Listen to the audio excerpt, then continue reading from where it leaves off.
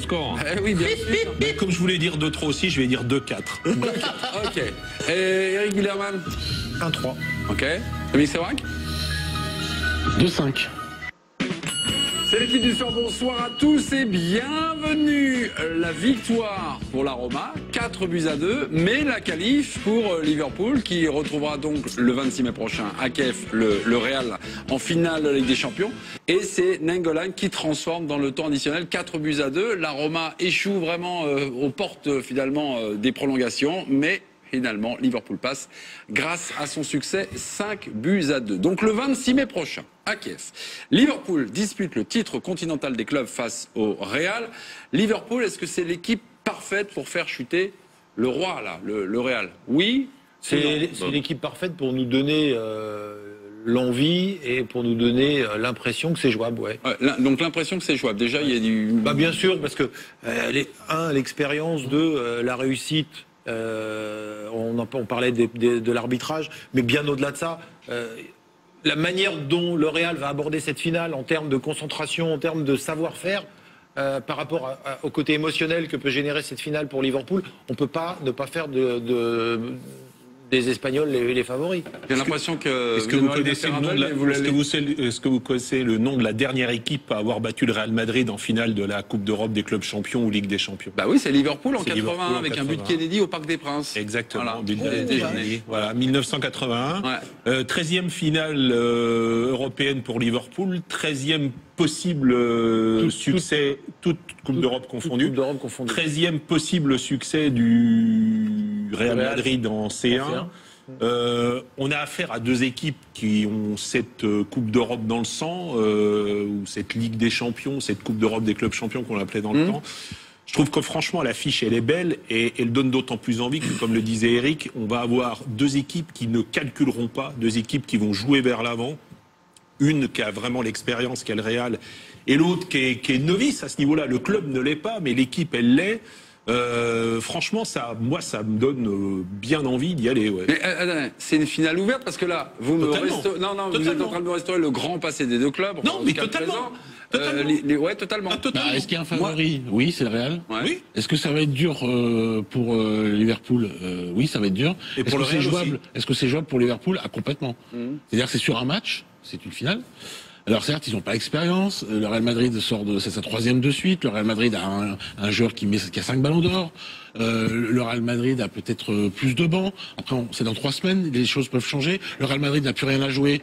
Ils peuvent faire tourner un championnat. Liverpool n'a pas complètement sécurisé sa 3e place. Ils sont à 6 points. Il y a Chelsea qui est 5e est à 6 points. Bon, il y a plutôt des faits objectifs qui vont contre Liverpool. Mais sur un match, avec cette attaque-là, comme ils ont fait contre City. Tout est possible. Non, mais comme ils ont fait contre City, ils ont battu City. Moi, je pensais pas qu'ils battraient City au match aller. Ils ont explosé City en 20 minutes. Ils peuvent le faire. Ils peuvent le faire. C'est une finale ouverte, mais dans ce qu'a montré Liverpool, dans ces deux matchs, il y a eu du bon, et puis il y a de l'inquiétant un peu. Oui, après, moi, je pense qu'il faudra un grand Liverpool pour battre ce Real, par rapport à tout ce qui a été dit, c'est-à-dire l'expérience du Real à ce niveau-là. Liverpool, ça va être un petit peu nouveau, notamment pour ces joueurs-là. Si on voit un Liverpool comme ce soir, je pense que ça va être presque une raclée. Maintenant, si on voit le Liverpool des derniers matchs de qualification, je pense que c'est largement jouable. On va voir, ça va dépendre. Je pense que cette équipe-là gère moins bien les temps faibles que le Real. Donc, moi, je pense que le grand favori, ça reste le Real quand même, quoi. Il faudra que le Liverpool fasse vraiment un énorme match. Et je ne suis pas sûr que Real, pour battre Liverpool, a besoin de faire un grand match. J'ai peur qu'ils partent avec un but déjà de retard, Liverpool, parce qu'ils défendent quand même très très mal. À part peut-être le match aller contre City. Sinon, pour moi, ils ont quand même une grosse faiblesse. Le gardien ce soir encore, Karius. Très faible, très faible. Il est faible. Il est moins fort que Navas, qui n'est pas déjà un grand gardien. Et puis la charnière Lovren-Van Dijk. Moi, je suis désolé, Lovren ce soir, il m'a fait très peur. Olivier, juste, on a tous les facteurs pour que Liverpool perde. Il n'y a aucun souci. On a tout. Moi, je pense. Donc c'est pas si ouvert que ça. Mais mais en revanche, on est sur une finale de Ligue des Champions. Donc là, j'ai presque envie de dire que tout peut complètement s'inverser. Parce qu'on peut être dans un moment d'euphorie. Mais il est une chose est certaine, et on est tous d'accord, il faut un Liverpool pas fatigués. Parce que là, moi, j'ai eu le sentiment de voir des joueurs fatigués quand même en deuxième période de Liverpool, à l'image de Firmino, qui mettait plus un pied devant l'autre, etc. Mais il faut impérativement que dans 3 semaines, ils ont tous une flamme énorme qui se mettent en route et ensemble. Ils l'auront peut-être au début. Il faut tenir dans la distance. Simplement, la gestion de l'événement, comme l'a dit, vous l'avez dit, en tout cas tous. C'est un club en 2005 qui était mené 3-0 à la mi-temps. Ce soir, Liverpool a terminé le match, vous l'avez dit, fatigué.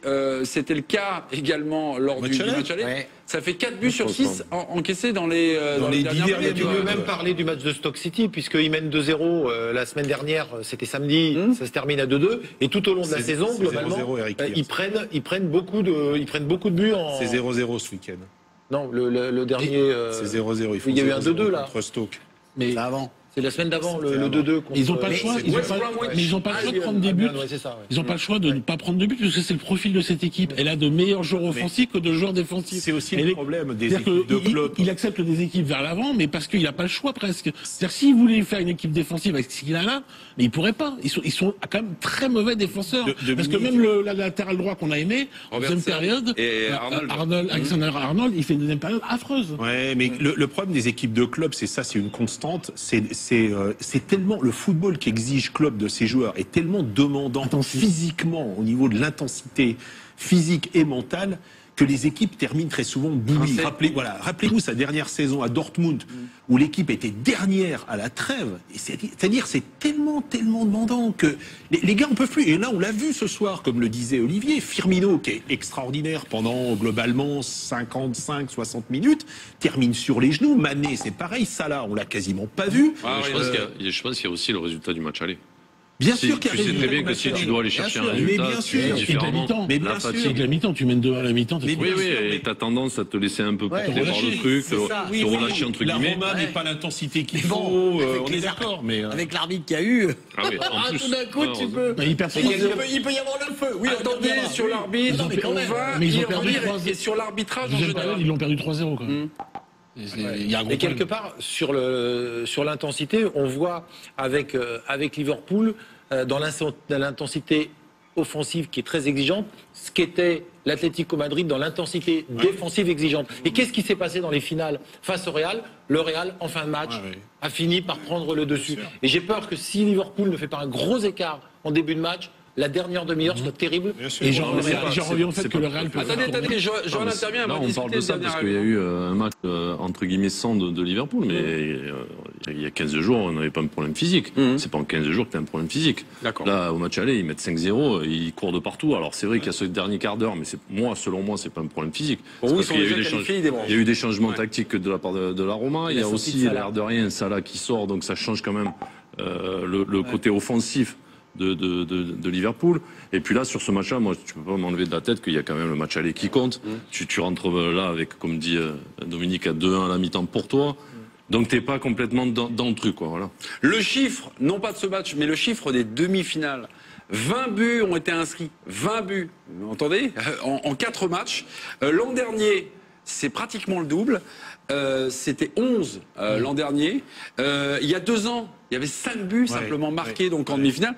Ce record de buts, dont un seul dans la confrontation, ça fait 5 par match en moyenne. Ça fait 5 par match. Ce record de buts, est-ce qu'on peut dire que le football est en train de changer d'air, ou on est peut-être Il y a quelque chose qui se passe. Oui, il y a quelque chose qui se passe. Moi, je trouve qu'il y a quelque chose qui se passe. Mais c'est un frémissement parce qu'il faut un peu de recul pour l'analyser. Parce que si là, tu passes de 11 à 22, 22 c'est ça? Non, 11 à 20. Donc tu peux pas, pour qu'il y ait une nouvelle 5 à 2 ans, 11. Mais qu'est-ce qu'on a constaté en quart de finale déjà, la confrontation Liverpool-City, il y avait eu 3 buts à l'aller, 3 buts au retour. La confrontation Barça-Roma, 8 buts au total. C'est-à-dire, on arrive à des totaux assez impressionnants. En quart de finale, c'était aussi le cas en 8e, si je dis pas de bêtises. Enfin, il y a des buts partout, il y a des buts tout le temps. Et je trouve que quand on voit le football joué par Liverpool, quand on voit le football joué par le Real, par le Bayern, par Manchester City, ils sont plus à l'aise avec le ballon que sans. Oui, bien sûr. Non, mais il y a une évolution qui est très nette. Parce que les clubs anglais, parce que les clubs espagnols sont là. Et comme par hasard, il n'y avait pas l'Atlético, qui n'était pas l'Atlético Madrid, qui n'était pas. Il n'y avait pas Manchester United non plus.